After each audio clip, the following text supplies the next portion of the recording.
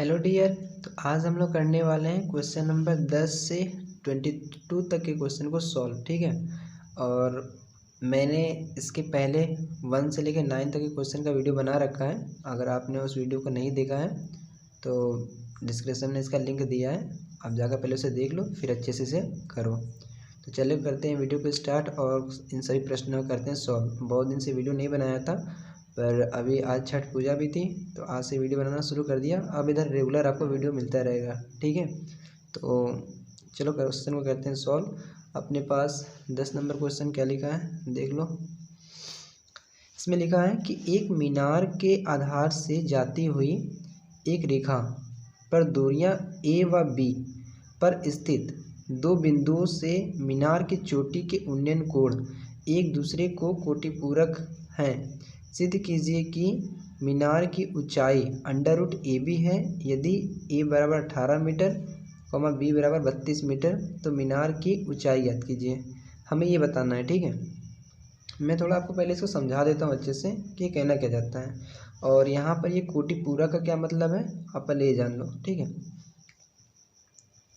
तो चलो आप इस क्वेश्चन को अच्छे से नोट कर लो, फिर मैं इसको हल करते हैं इधर। ठीक है। इसको किनारे रखते हैं साइड।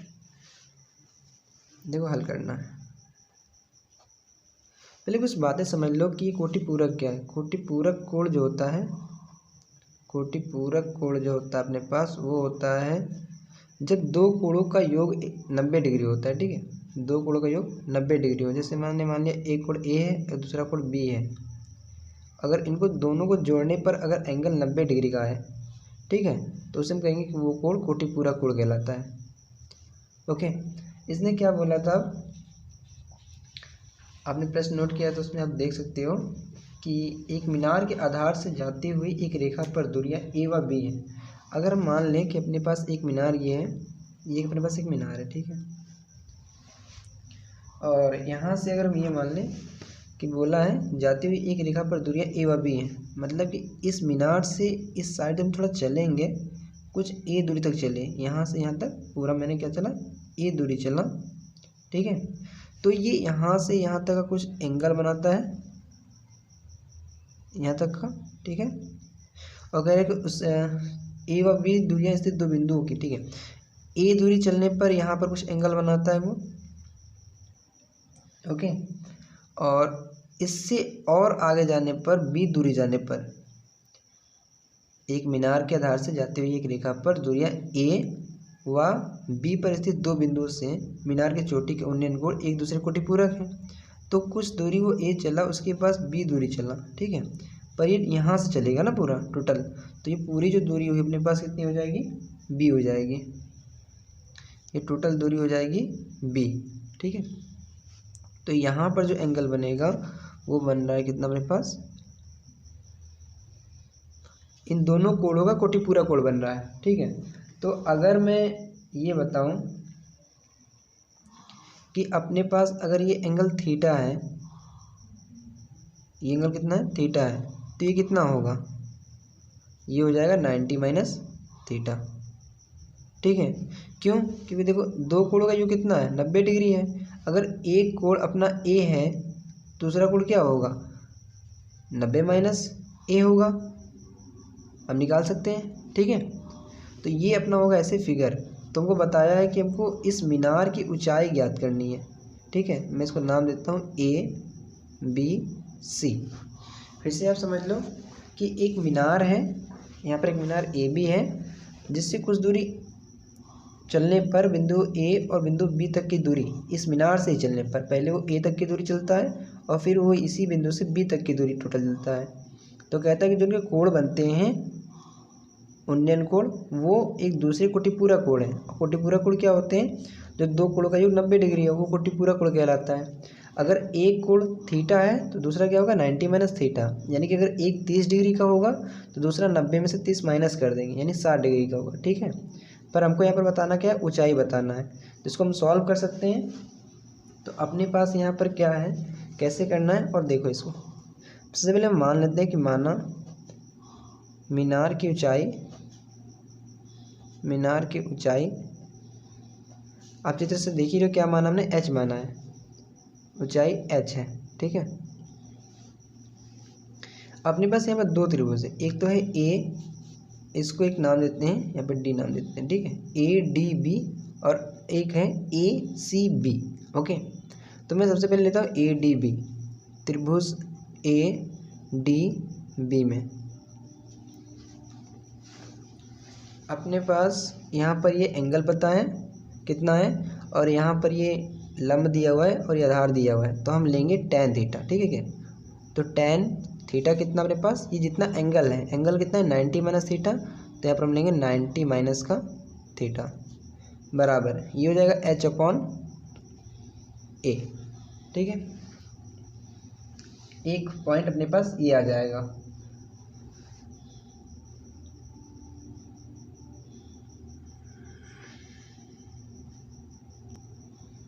आ जाएगा, और tan 90 माइनस थीटा क्या होता है, वो होता है cot थीटा, यानी कि cot थीटा बराबर हो जाएगा अपने पास h अपॉन ए। ओके, तो इसको इक्वेशन नंबर 1 मान लेते हैं, उसके सेव लिखते हैं, ठीक है। सेकेंड देखते हैं, अपने पास एक ट्रायंगल कौन सा, ए सी बी या ए बी सी, तो मैंने नाम दिया ए सी बी में ये पूरा आधार और ये पूरी ऊंचाई, तो पूरा आधार कितना है, पूरा आधार जो है बी है, ठीक है। तो अपने पास यहाँ पर हो जाएगा tan, पर थीटा कितना, एंगल कितना है अपने पास, थीटा है, तो ले लिया tan थीटा। लंब कितना है, तो h है, और आधार कितना है, तो b, टोटल कितना है, b है, तो ये हो गया b। ओके, तो अपने पास हो जाएगा क्या, tan थीटा बराबर h अपॉन b। ये हो गया अपने पास इक्वेशन नंबर 2, ठीक है। अब हम ये कर दे रहे हैं, तो मैं इसको ऊपर बढ़ाता हूँ वरना ये कट जाएगा, 1 मिनट को, ठीक है। ऐसे करते हैं, ये हो गया। इस इक्वेशन में हम ये कर देते हैं कि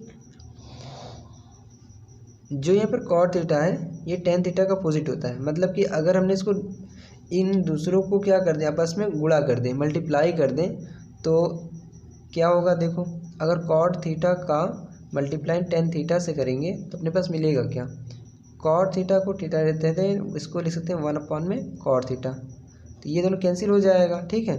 तो हमारा क्वेश्चन भी सॉल्व हो जाएगा। तो हम ऐसा करते हैं कि समीकरण 1 व 2 का गुणा करने पर, ठीक है, तो गुणा करेंगे तो क्या हो जाएगा, ये जो लेफ्ट हैंड साइड के जो दिए गए मान है उनका गुणा करेंगे, और जो राइट हैंड साइड के मान है उनको आपस में गुणा करेंगे। तो मैंने गुणा कर दिया cot थीटा में tan थीटा का, और बराबर चिन्ह लगा के इधर है h अपॉन ए, और इस साइड अपने पास क्या है, h अपॉन बी, तो h अपॉन बी लिख दिया, ठीक है। आप इसको अच्छे से यहाँ तक नोट कर लो, मैं थोड़ा इसको ऊपर बढ़ाता हूँ वरना फिर कट जाएगा। ओके, वीडियो को पॉज करके नोट कर लिया करो या इसकी स्पीड से कम कर लिया करो। चलो करते हैं। अब ये cot theta into tan theta, अभी हमने क्या देखा था, cot थीटा tan थीटा होता है 1 अपॉन में cot थीटा बराबर ये h का ऐसे गुणा करेंगे तो हो जाएगा h का स्क्वायर, और a का ऐसे करेंगे तो हो जाएगा ए बी। ओके, ये cot थीटा से cot थीटा कैंसिल, बचेगा 1 1, यानी कि आ जाएगा 1, तो 1 बराबर आ गया h स्क्वायर बटा ए बी। तो अपने पास ये ए बी तो डिवाइड कर रहा है, तो क्या करेगा, मल्टीप्लाई करेगा, तो ये हो जाएगा ए बी, 1 से मल्टीप्लाई करें इतना ही आएगा, ए बी बराबर h स्क्वायर, स्क्वायर इधर आएगा बराबर के इस साइड, तो इस पर लग जाएगा अंडर रूट ए बी, ठीक है। तो हमको यही प्रूफ करना था कि उसकी ऊंचाई h under root A B आनी चाहिए, तो उसकी ऊंचाई कितनी है, अंडर रूट ए बी आ गई, ठीक है। हमने ये प्रूफ कर दिया। पर आगे प्रश्न में ये दिया था कि उसकी वैल्यू कुछ दी हुई है तो उसका मान कितना होगा, ठीक है। तो हमको वैल्यू क्या क्या दिया है, हमको वैल्यू दिया है a बराबर दिया था 18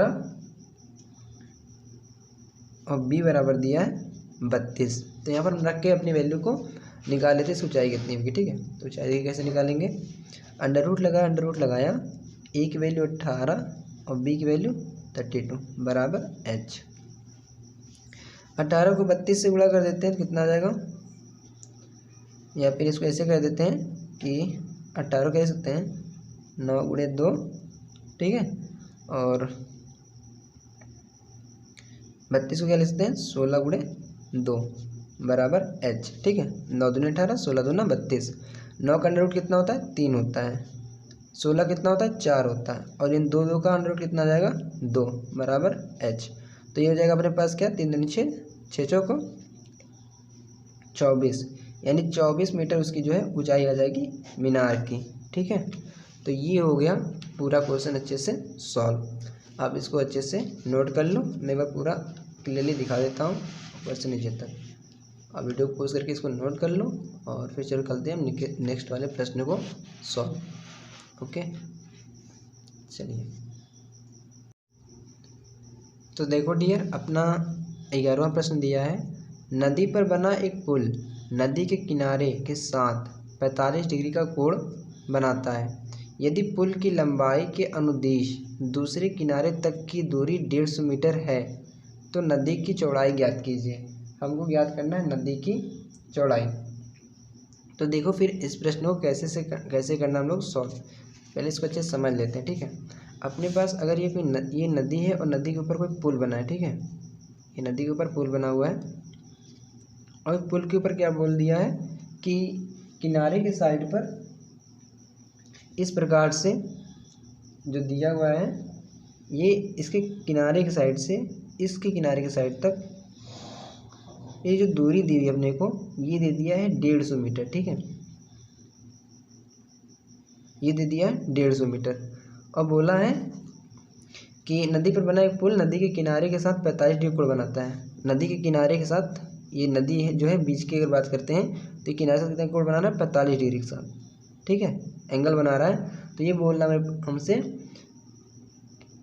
कोण बनाता है यदि पुल की लंबाई के अनुदिश दूसरे किनारे तक की दूरी 150 मीटर है। मतलब इस पुल से लेके इस पुल तक की जो दूरी है वो कितनी है 150 मीटर है। तो हमने ये लिख दिया और एंगल कितना बना रहा है 45 डिग्री का बना रहा है। तो बोला तो नदी की चौड़ाई ज्ञात कीजिए। तो अपने को ये बताना है कि नदी की चौड़ाई कितनी है। तो नदी की चौड़ाई क्या होगी, अगर ये पुल बना हुआ है और इसके नीचे नदी है तो ये नदी की चौड़ाई होगी। यानी कि हमको पता करना है कि ये कितना होगा, ये चौड़ाई नदी चौड़ाई यही तो होगी। तो हम लोग मान लेते हैं ये चौड़ाई अपने पास कितनी होगी y मीटर होगी। ठीक है, इसको मान लिया कि y मीटर होगी। एक बार फिर समझ लो, ये कोई पुल बना हुआ है। ठीक है, जिसके एक नीचे नदी है। बोला है पुल के एक कोने से दूसरे कोने तक की जो दूरी है वो 150 मीटर है। ठीक है, और वो उस पुल के साथ 45 डिग्री का एंगल बना रहा है। तो कह रहे हो जो नदी है पुल के नीचे उसकी चौड़ाई क्या होगी, तो चौड़ाई यही होगी। तो अपने पास एक ट्रायंगल बन जाएगा, इसको नाम देते हैं ABC। ठीक है, तो अपने पास क्या देख रहे हैं, डाटा में दिया हुआ है, ये तो एक लंब हो जाएगा अपना और ये क्या हो जाएगा कर्ण हो जाएगा। यानी कि इसमें हम ये करते हैं साइन थीटा का प्रयोग कर लेते हैं। ठीक है, तो कैसे करेंगे, हम कहेंगे साइन थीटा। तो साइन यहाँ पर कितना हो जाएगा, पहले तो हम लिख लेते हैं ट्रायंगल ACB में। ठीक है, ACB में साइन 45 डिग्री बराबर लंब कितना है y और कर्ण कितना है 150। तो 150 लिख लिया। एक साइन 45 डिग्री वैल्यू कितनी होती है 1/√2, ये लिख लिया 1/√2 बराबर y अपॉन में 150 डिग्री। ठीक है, ये आ गया। तो 150 इधर क्या कर रहा है डिवाइड हो रहा है, उधर क्या करेगा मल्टीप्लाई कर लेगा। तो ये हो जाएगा जब 150 एक से गुणा करेगा तो हो जाएगा 150 बटा √2 बराबर y। ओके, तो इसको हम कर लेते हैं थोड़ा सॉल्व। तो कैसे करेंगे, यहाँ पर √2 है नीचे, तो हम जानते हैं कि जब भी ऐसे नंबर हो जाते हैं कि नीचे कोई डिजिट अंक जो होता है वो कर्णीय में होता है तो हम उसका परमेयीकरण कर देते हैं। तो पहले हम करेंगे परमेयीकरण कितना आ जाएगा 150 और ये √2 मिलकर हो जाएगा 2 बराबर y। ओके, तो अब इसको ऊपर बढ़ाता हूँ। अब 2 से इसको डिवाइड करते हैं कितना हो जाएगा 150 का आधा कितना होता है 75। 2 से डिवाइड करना है यानी कि उसका आधा निकालना है। ठीक है, तो 75√2 मीटर जो होगी उस नदी की चौड़ाई हो जाएगी। ठीक है, अपने पास ये हो जाएगा आंसर इसका कि उस नदी की चौड़ाई होगी वो 75√2 मीटर होगी। ठीक है, आप इसको अच्छे से नोट कर लो। अब चलो करते हैं 12 नंबर क्वेश्चन को सॉल्व।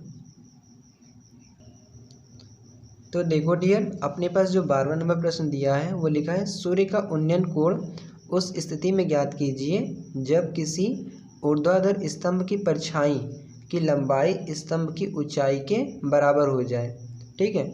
इस क्वेश्चन को आप अच्छे से नोट कर लो, मैं इसको समझा देता हूँ। हमें इसमें निकालना है, प्रश्न में क्या एंगल निकालना है अपने को, ठीक है, कि वो कोण कितना होगा।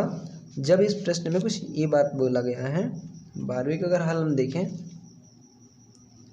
कि सूर्य का कोण, उन्नयन कोण याद करना है, ठीक है। कब याद करना है? जब उसकी जो परछाई जो है, ऊर्ध्वाधर स्तंभ की जो परछाई है वो लंबाई स्तंभ की ऊंचाई के बराबर हो जाए।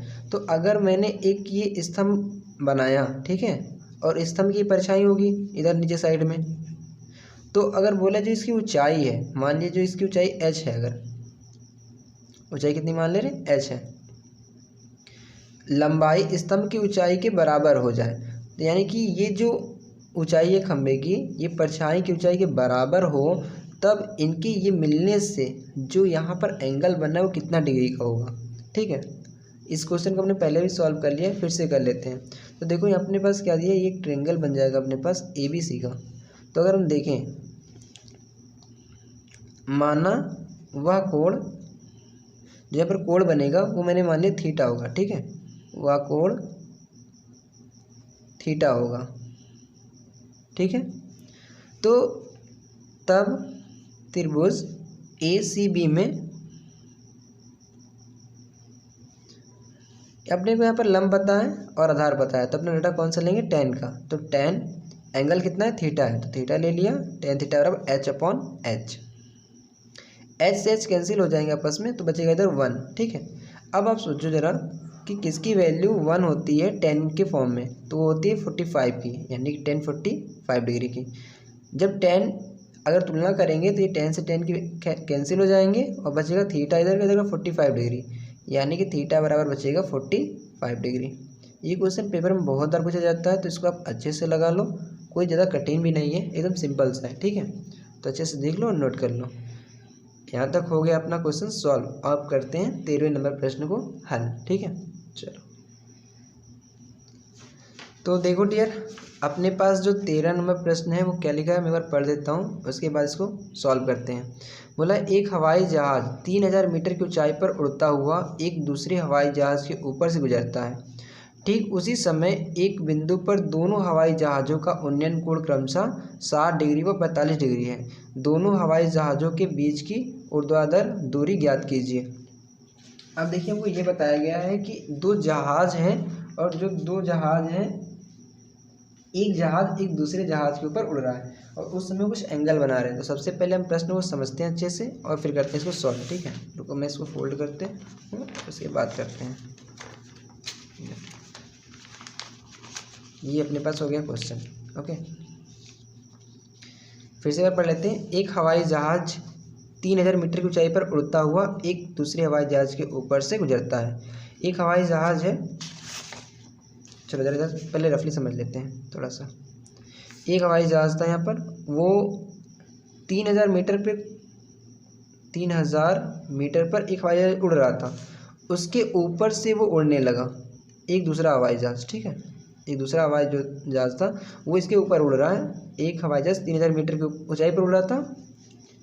आप क्वेश्चन देखो यहाँ पर क्या लिखा है कि एक हवाई जहाज 3000 मीटर की ऊंचाई पर उड़ता हुआ एक दूसरे हवाई जहाज के ऊपर से गुजरता है। तो 3000 मीटर की ऊंचाई पर एक यहाँ पर हवाई जहाज उड़ रहा था और उसके ऊपर से एक दूसरा हवाई जहाज गुजरता है, ठीक है।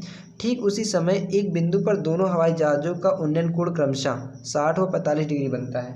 60 व 45 डिग्री का एंगल बनाते हैं, यानी कि जब ये वाला जो है एंगल पहला वाला, ये कितना बना रहा है, क्योंकि बात इसी की हो रही है, यही तो उड़ रहा है उसके ऊपर से, तो ये बना रहा है पूरा टोटल 60 डिग्री का, ठीक है। और उसके बाद ये जो पहला वाला था अपने पास, पहला वाला कि ये 3000 मीटर के ऊपर उड़ रहा था और इसका जो एंगल बन रहा है वो बन रहा है कितना अपने पास, वो बन रहा है 45 डिग्री, ठीक है। तो हमको क्या बताना है, हमसे पूछा गया है कि दोनों हवाई जहाज़ों का उन्नयन कोण क्रमशः 60 और 45 डिग्री है, तो दोनों हवाई जहाज़ों के बीच की ऊर्ध्वाधर दूरी ज्ञात कीजिए। यानी कि हमको बताना है कि ये डिस्टेंस कितना होगा, ठीक है। अच्छे समझ लो, ये डिस्टेंस कितना होगा। मान लेंगे हम लोग कि ये डिस्टेंस x मीटर अपने पास है, ठीक है। अपने को बताना है। अब मैं फिर से बताता हूँ। अपने पास एक एरोप्लेन A1 है, मैंने यहाँ पर A1 नाम दे दिया, A1 है और अपने पास एक एरोप्लेन A2 है, ठीक है। अगर यहाँ से देखें,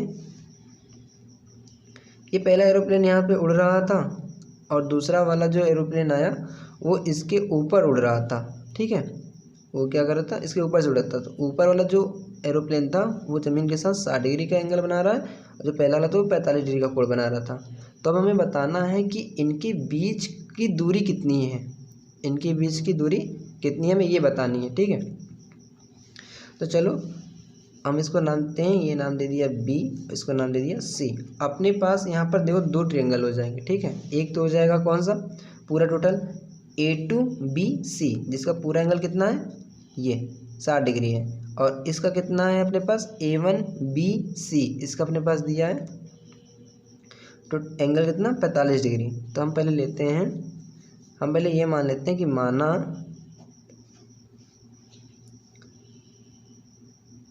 दोनों जहाज़ों के बीच की दूरी,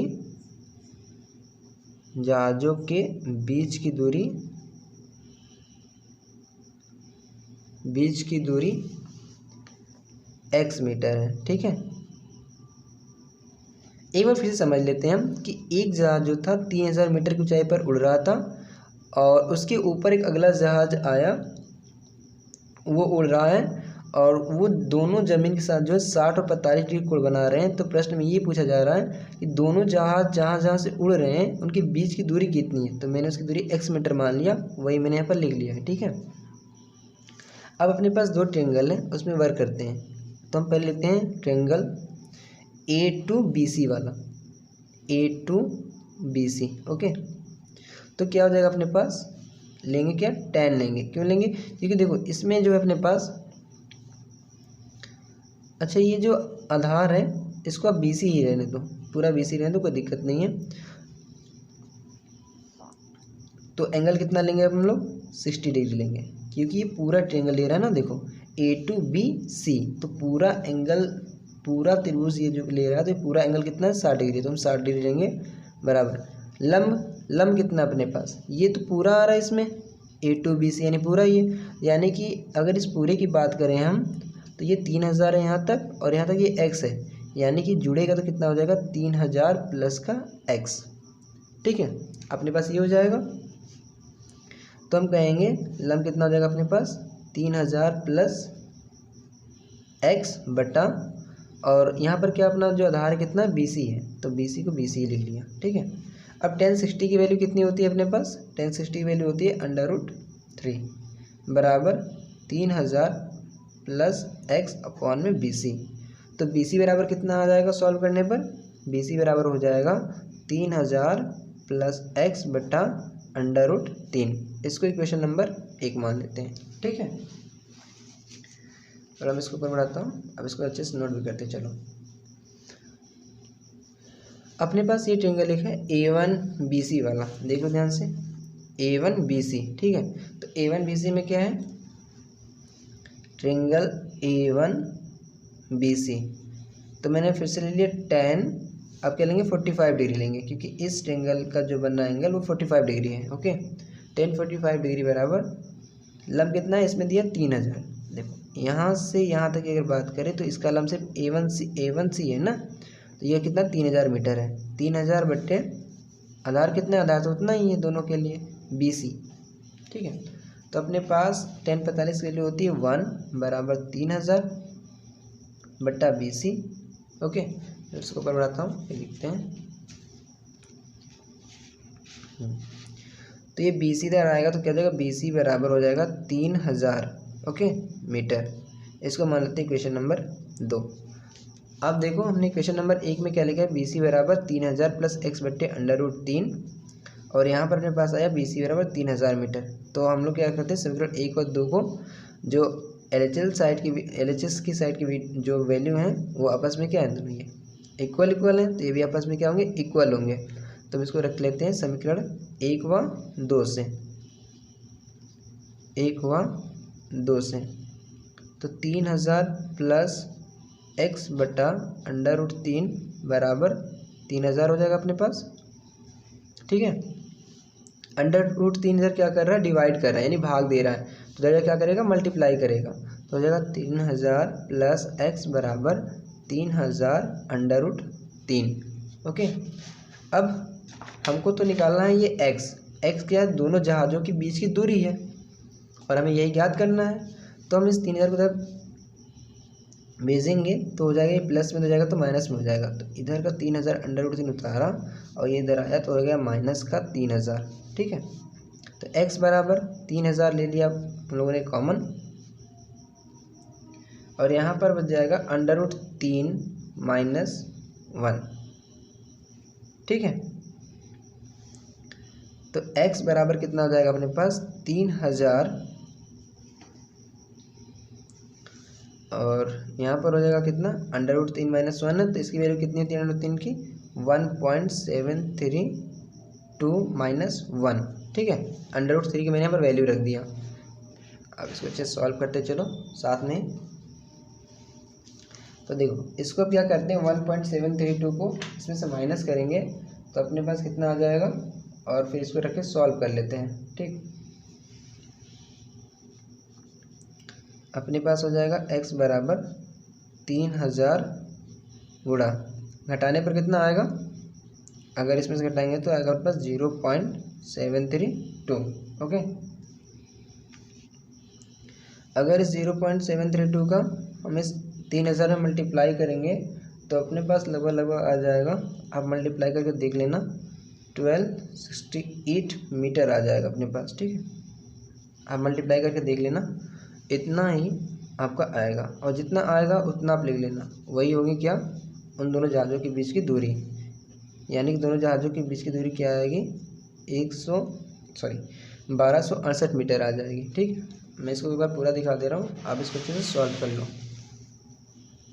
और एक बार फिर से हम लोग इसको डिफाइन कर देते हैं कि एक जो जहाज़ था वो 3000 मीटर उड़ रहे एक जहाज़ के ऊपर उड़ रहा था। ठीक है, और इन दोनों जहाज़ जो हैं जो वो ज़मीन के साथ 60 डिग्री और 45 डिग्री का एंगल बना रहे थे। तो हमने क्या किया कि पहले वाले ट्रायंगल में जो बना था A2BC में से को लेकर सॉल्व किया, उसमें से BC की कुछ मान आए, फिर A1BC को लेकर सॉल्व किया, उसमें से कुछ BC के मान आए, फिर दोनों की वैल्यू को इक्वल लग के सॉल्व कर लिया, और फाइनली अपना जो आंसर आया BC का सॉल्व करने के बाद x का, वो आ गया 1268 मीटर। यानी दोनों जहाज़ों के जो बीच की दूरी है उड़ने की वो कितनी है 1268 मीटर है। ठीक है।